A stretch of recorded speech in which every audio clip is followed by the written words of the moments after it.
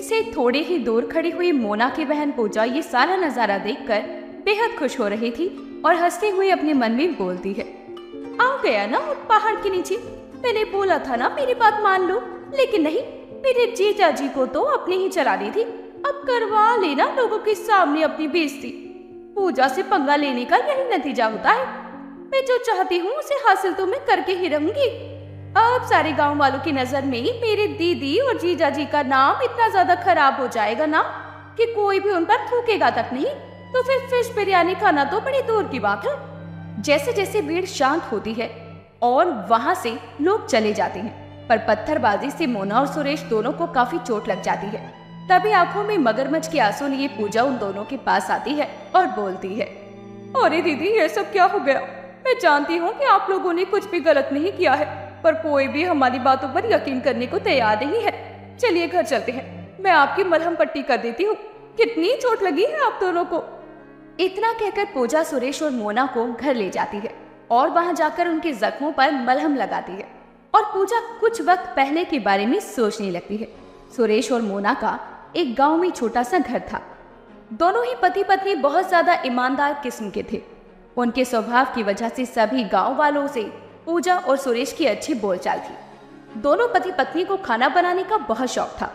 सुरेश गांव की ही नदी से मछलियां पकड़ता था और फिश बिरयानी का ठेला लगाया करता। मोना भी अपने पति का फिश बिरयानी का ठेला लगाने में खूब हाथ बटाया करती। ऐसे ही एक दिन सुरेश की ठेली पर बैठा हुआ गांव का सरपंच धनीचंद बिरयानी खाते हुए बोलता है, मानना पड़ेगा मोना और सुरेश, जितना स्वाद तुम दोनों के हाथों में है ना, इतना तो किसी के हाथों में भी नहीं है। मैं तो अपनी बीवी से भी कहता हूँ कि तुम जाकर सुरेश और मोना से फिश बिरयानी बनाना सीख लो। सच में एक बार खा लो तो मन करता है कि बस खाते जाओ और खाते ही जाओ, पर पेट का भी तो ख्याल रखना पड़ता है ना। धन्यवाद जमींदार साहब, यह तो आप सभी गांव वालों का प्यार है जो हमारी फिश बिरयानी का काम ऐसे ही चला जा रहा है। अरे तुम लोगों की मेहनत भी है, सिर्फ हम गांव वालों का प्यार ही नहीं है, तुम्हारे हाथ का स्वाद भी है और दाम भी तुम्हारा अच्छा ही है। तो फिर क्यों ना खाएं फिश बिरयानी तुम्हारी। चलो एक प्लेट फिश बिरयानी पैक भी कर दो मेरी धर्म पत्नी के लिए। धनीचंद की बात सुनकर सुरेश एक प्लेट फिश बिरयानी पैक करके जमींदार को दे देता है। बिरयानी लेकर वो वहां से चला जाता है। दिन गुजरते चले जाते हैं। सब कुछ बहुत अच्छा चल रहा था। हर दिन के साथ साथ सुरेश और मोना की फिश बिरयानी और ज्यादा फेमस होती जा रही थी। उनके गांव से सटे हुए और भी गांव उनकी फिश बिरयानी का चर्चा सुनने लगे थे। ये सब कुछ देखते हुए एक दिन मोना अपने पति से बोलती है, सुनिए जी, अब हमारी कमाई अच्छी होने लगी है। हम धीरे धीरे करके अपने घर की मरम्मत कर लेंगे, फिर ठेले से दुकान भी खरीद लेंगे ताकि लोगों को और भी ज्यादा सुख सुविधा दे सके। हाँ मोना, तुम सही कह रही हो। बस अब मैं धीरे धीरे यही सब कुछ करूँगा। सुरेश इतना बोल ही रहा था कि तभी उसके फोन पर पूजा का कॉल आता है। सुरेश फोन उठाता है, तभी सामने से पूजा बोलती है, नमस्ते जीजा जी। नमस्ते पूजा, कैसी हो? मैं बिल्कुल ठीक हूँ जीजा जी। मैं कुछ दिनों के लिए आपकी और दीदी के पास रहने के लिए आ रही हूँ। कल शाम तक मैं आपके घर पर आ जाऊंगी। मेरे आने की तैयारी कर लीजिए। बिल्कुल बिल्कुल, आओ आओ, तुम्हारा इंतजार है। इतना कहकर सुरेश फोन रख देता है और पूजा के आने की बात मोना को बताता है। अपनी बहन के आने की खबर सुनकर मोना थोड़ा सा परेशान हो जाती है, पर वो सुरेश से कुछ नहीं कहती।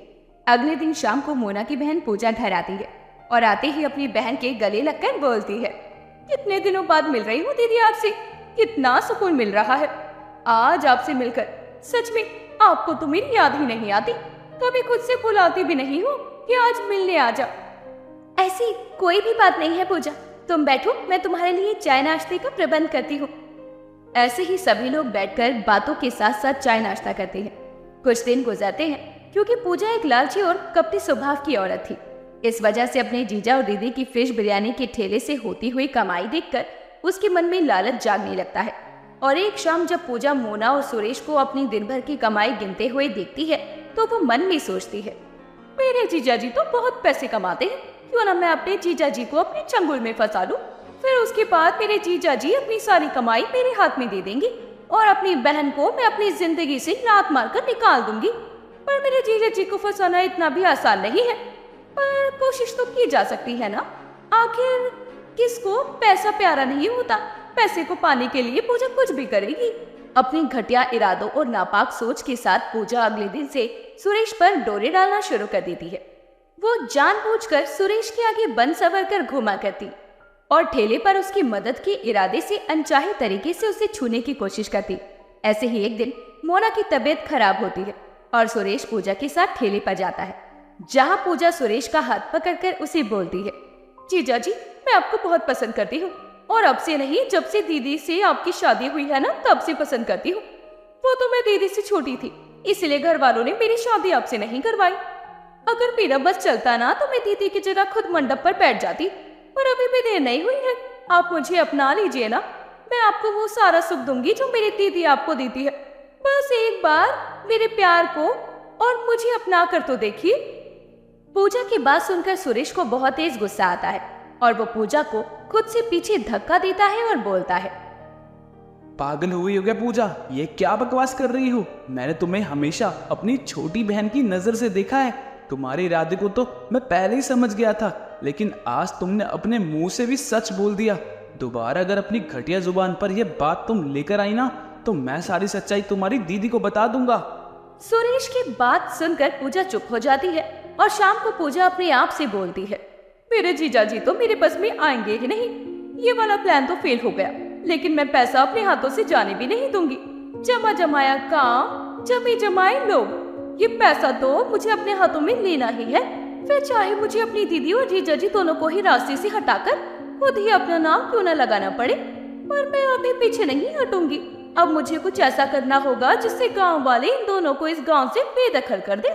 इतना कहकर पूजा अपनी दीदी और जीजा का फिश बिरयानी का काम ठप करवाने के लिए अपने किसी जानकार की मदद से एक खास किस्म का जहर मंगवाती है और हर दिन बिरयानी में मिलाने लगती है। धीरे धीरे उस जहर से गांव के लोग बीमार होना शुरू हो जाते हैं। जमींदार और उसकी पत्नी भी इस बीमारी की चपेट में आ जाते हैं। जमींदार एक बड़े अच्छे अस्पताल में जाकर इलाज करवाता है तो उसे बीमारी की जहर के बारे में पता चलता है, जिसके बाद सारे गांव वालों में ये बात आग की तरह फैल जाती है कि सुरेश और मोना दोनों सभी को जहरीले फिश बिरयानी परोस रहे हैं। जिसके बाद सभी लोग गुस्से में एकत्रित होकर सुरेश और मोना के ठेले पर पहुंचते हैं और उन्हें खूब खरी खोटी सुनाकर पत्थरबाजी करना शुरू कर देते हैं। मैं बहुत अच्छे से जानती हूँ कि ये जो कुछ भी हुआ है ये जरूर किसी का षड्यंत्र है, और किसका है मैं ये भी जानती हूँ। बस मुझे अभी सारी गुत्थी को सुलझाना है ताकि मैं सभी गांव वालों के सामने आपको और अपने आप को बेगुनाह साबित कर सकूं। मोना, मैं भी तुम्हें कुछ बताना चाहता हूँ। इतना कहकर सुरेश पूजा की हरकतों के बारे में मोना को सब कुछ सच सच बताता है। इसके बाद चीज और भी ज्यादा साफ होने लगती है। मोना अपनी बहन पूजा पर नजर रखने लगती है। सभी की नजरों में नाम बदनाम करने के बाद पूजा सुरेश और मोना की जगह पर फिश बिरयानी का ठेला लगाना शुरू कर देती है। एक दिन जब पूजा ठेले पर काम करती है तभी घर पर मोना उसके सामान की तलाशी करती है, जिसमें उसे वही जहर मिल जाता है जो वो फिश बिरयानी में मिलाया करती थी। उसे लेकर मोना जमींदार के यहाँ पहुँचती है और बोलती है, जमींदार जी, यही है वो जहरीला पदार्थ जिसकी वजह से पूरा गांव बीमार हुआ, पर ये मैंने किसी के भी फिश बिरयानी में नहीं मिलाया है, ना ही मेरे पति ने। इसे मिलाने वाली मेरी बहन है, वो जहरीले पदार्थ को लेकर आई है। आप चाहें तो इसकी जांच करवा लीजिए। मैं और मेरे पति बिल्कुल बेकसूर है, हमने ऐसा कुछ भी नहीं किया है। अगर तुम बेकसूर हो और तुम्हारी बहन ने यह सब कुछ किया है तो वह ये जहरीला पदार्थ लाई कहाँ से?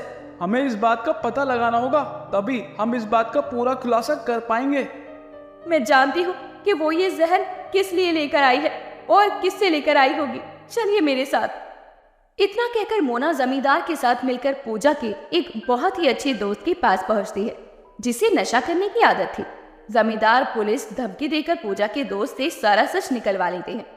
इसके बाद सबूत लेकर मोना और जमींदार गांव पहुंचते हैं। जमींदार जी सभी गांव वालों के साथ एक पंचायत बैठाते हैं, जहां पर सारी बातों का खुलासा किया जाता है और पूजा हाथ जोड़ते हुए सभी से बोलती है, मुझे माफ कर दीजिए, मुझसे बहुत बड़ी गलती हो गई, मुझे ऐसा नहीं करना चाहिए था। तुम्हारी गलती की कोई माफी नहीं है। धिक्कार है तुम्हारी जैसी बहन पर। तुमने एक बार भी किसी की जान की परवाह नहीं करी। तुम जैसे इंसान का तो ना होना ही बेहतर है। सब साफ होने के बाद धनी चंद पूजा को पुलिस के हवाले कर देते हैं। धोखाधड़ी और जहरीले पदार्थ का आदान प्रदान करने के जुर्म में पूजा को लंबे अरसे के लिए जेल की सलाखों के पीछे बंद कर दिया जाता है और एक बार फिर से सुरेश और मोना अपनी फिश बिरयानी बेचना शुरू कर देते हैं।